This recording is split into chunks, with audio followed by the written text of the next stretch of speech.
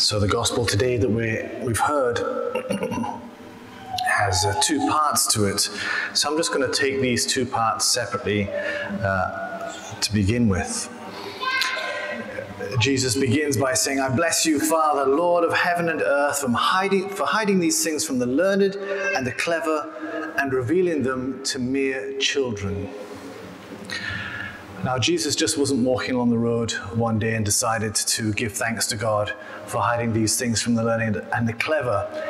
Something had happened. Something was led up to Jesus saying these words. And if we look back at the beginning of Matthew's Gospel, chapter 11, we'll see what that is. John the Baptist was in prison, and he told his disciples to go to Jesus and ask him if he was the one that they were waiting for, or should they expect another?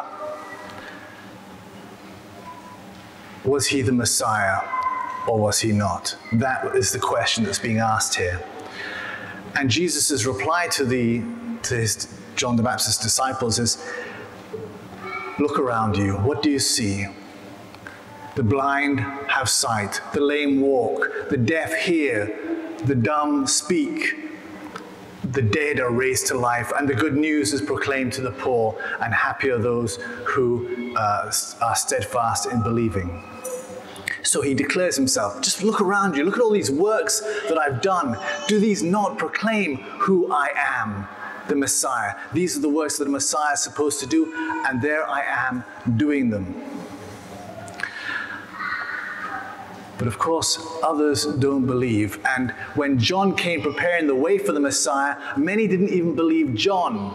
And we have Jesus saying just after that, he says, there's an old refrain, "We played pipes for you and you wouldn't dance. We sang dirges and you wouldn't be mourners. John the Baptist came neither eating or drinking, and you called him possessed. The Son of Man came eating and drinking, and you say he's a drunkard and a friend of tax collectors and sinners." People wouldn't believe, and he was rejected. Even though he'd worked all these miracles, even though he showed signs of who exactly he was.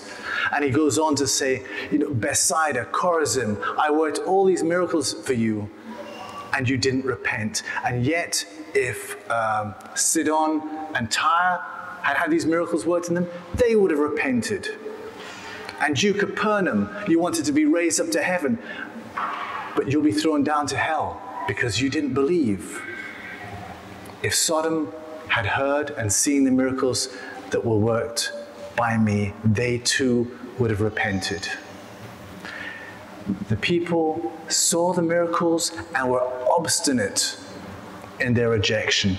Obstinate. And who were these people who were the obstinate rejectors? The scribes, the Pharisees, the Sadducees, the Herodians, those who were the intelligentsia, those who were in power. The learned and the clever. They're the ones who don't understand who Jesus is. "I bless you, Father, Lord of heaven and earth, for hiding these things from the learned and the clever and revealing them to mere children. Yes, Father, for that is what it pleased you to do." Mere children.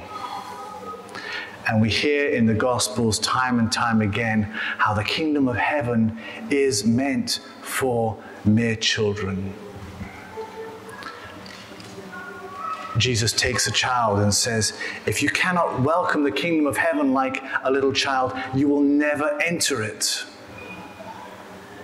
When the disciples were arguing about who is the greatest, Jesus says, unless you can change and become like one of these little children, you will never enter the kingdom of heaven. Those who become like children will be great in the kingdom of heaven.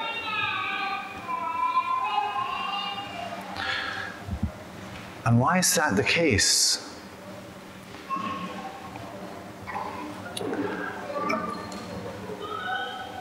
Why is that the case? Children are nothing in the eyes of men. Those who have power, those who have authority, have something to protect. They've got their pride, they've got their egos. If I change and start following Jesus, what will the people I work with think? I have to humble myself. I don't want to do that. I have to change. I don't want to do that either. And the ego and the pride are very much in play.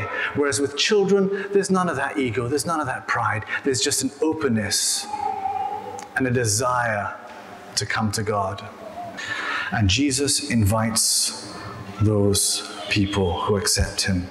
Come to me, all you who labor and are overburdened. These people who are simple, who can accept him as disciples and others.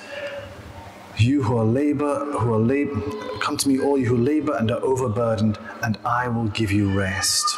These scribes, the Pharisees, they overburdened the people with the law of God and crushed them. And Jesus is saying, what I give you will not crush you. My law is not a law that crushes you. It's a law that gives life. Take my yoke upon me and learn from me. And his yoke is a yoke of love. It doesn't mean to say that Jesus doesn't demand anything of us and that love doesn't demand. Yes, it does demand. Otherwise, it would be worthless. It demands love of God, love of neighbor. That's the core of love. But it is not demanding, and it doesn't wound and hurt us. And as we take this on, this law of love, Jesus himself helps us to carry it, carry this burden. And as we carry this burden, we discover it's not a crushing weight. And many people, they're afraid of becoming Christians, or they're afraid of living their faith to the full because they think, if I do this, I won't be able to do this properly because I can't live this way. Jesus asked me to live this way and I can't do this. And Jesus is saying, with me, you can. With me, you can. Come to me. I will give you the strength. I will give you the grace that you need to carry this, because what you discover is that it's not heavy, that it's light.